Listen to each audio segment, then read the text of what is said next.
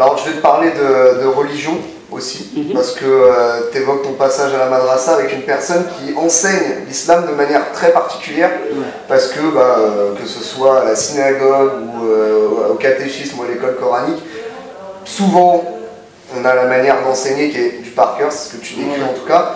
Là c'est quelqu'un qui voulait vraiment te faire prendre conscience que chaque chose que tu apprends devait être comprise et avait son importance. Est-ce que tu penses que s'il y a des dérives aujourd'hui, c'est justement par ce manque d'explication, de compréhension des textes? Franchement, dans quelques religions, clairement. Moi franchement, mon avis oui. Ça veut dire que, comme il disait Sina, c'est lui qui m'a appris, s'appelle Sina, mon prof, il disait on n'est pas des moutons et des robots. On peut comprendre. C'est pas parce que tu es plus jeune que tu comprends pas. Nous on a appris la religion à coup de fouet, à coup de bâton, à coup de si tu vas pas je te casse la jambe ou que je te casse la bouche. Tu vois ce que je veux te dire? C'est pas comme ça que tu apprends la religion. Lui il ne l'apprenait pas pareil. Je me rappelle, il nous amenait chez lui, allez, on va pas dans une salle, il y a un tableau. Maintenant on va au salon, mettez-vous tous là. Il nous prenait, il mettait un tapis, il appelait à sa femme, tu peux amener des pommes, des fruits, vas-y, mangez. Vas-y, est-ce que tu as appris les 2 lettres que je t'ai appris, qui étaient dans le Kourassa, on appelle ça, c'est le livre, le truc. Oui, tu as appris. Il ouvrait le Coran, il disait où tu les trouves les lettres? C'est ça et ça? Ah ben c'est bien, ça veut dire que déjà tu sais c'est quel mot. Maintenant, plus on grandissait, il nous disait par exemple, les mots que je vous ai appris, vous les connaissez? Ok, vous avez appris vos sourates, et maintenant est-ce que vous savez qu'est-ce que vous dites? Parce que c'est bien beau de lire la Fatiha comme dans le Coran, si tu ne comprends pas, ça sert à quoi? C'est comme si tu récitais une chanson, mais tu ne comprends pas. Quand tu vas faire ta prière et que tu récites quoi? Tu parles à Dieu. Est-ce que tu sais que tu parles à Dieu? Et toutes ces questions qu'ils nous posaient, en fait, ça nous a mis une morale, ça nous a mis une intelligence, et ça nous a appris à faire la différence de beaucoup de choses. Vous savez, déjà on n'allait pas là-bas en se disant putain je me sens pas d'y aller comme quand on allait à l'école.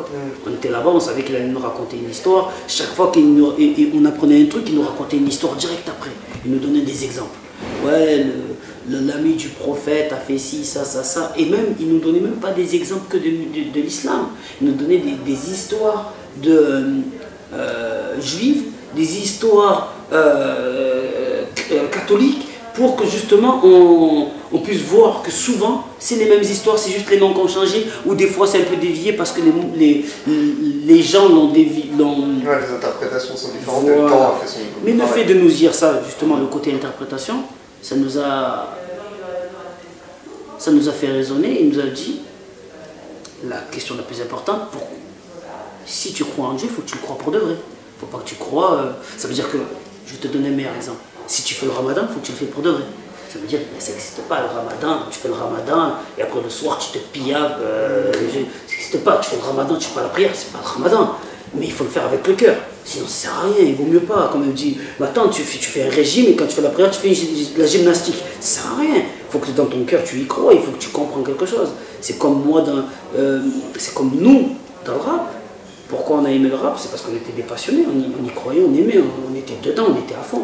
Et bien c'était ça que lui, il essayait de nous enseigner, et c'était différent des autres cours où on était à la chaîne, on était à l'usine. Tu apprenais une lettre comme l'alphabet, comme voilà, à la chaîne.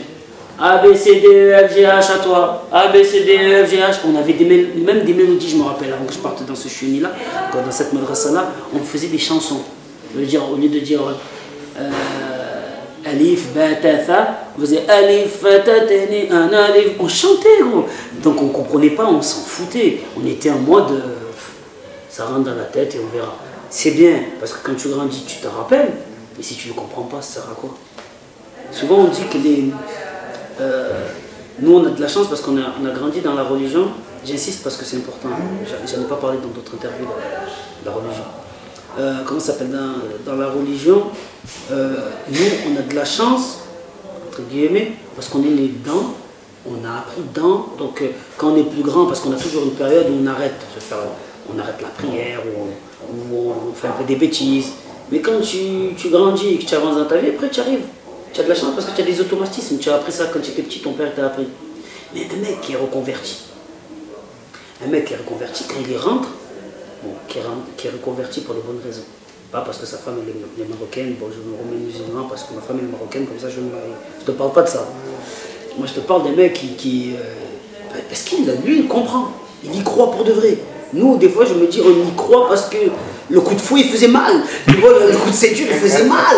Et c'est ça que j'essaie d'expliquer dans le livre. C'est que la madrasa, c'était ça, en fait. Elle était différente par rapport à ça.